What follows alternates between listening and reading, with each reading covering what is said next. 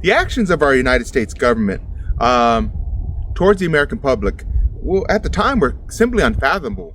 And the reason why I bring that up is because when we talk about the Tet Offensive, the lies and deception that the United States government was given to the American public, well, all that got exposed. And see, during the Tet Offensive, the North Vietnamese and the Viet Cong were ambushing the South Vietnamese and American forces during this so-called truce. And that was the whole point.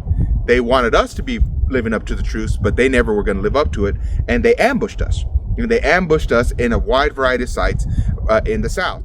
Americans were now seeing this firsthand because the press was there. The press was there. The news crews, as well as reporters giving eyewitness accounts, were talking about how fierce the North Vietnamese forces actually are.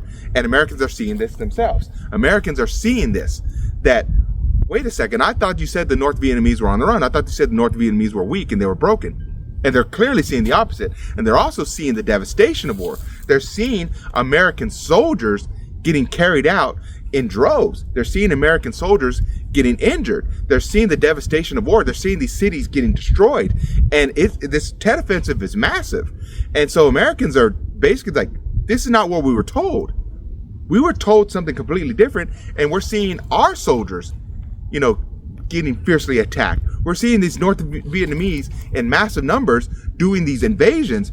I thought we had them on the run, but yet we're the one playing defense.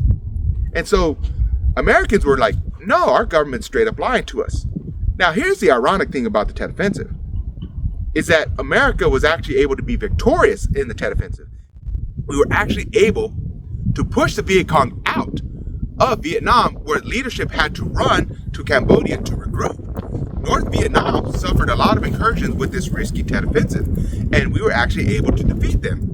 But because of Americans seeing how devastating the Tet Offensive was, how strong the North Vietnamese was, and how they were not going to give up, and how the brutality of war, seeing the devastation of these cities and seeing the death and destruction on air, support for the war was already not good, but it plummeted like a rock after this. And Americans now started to openly question, what else is the government lying about them?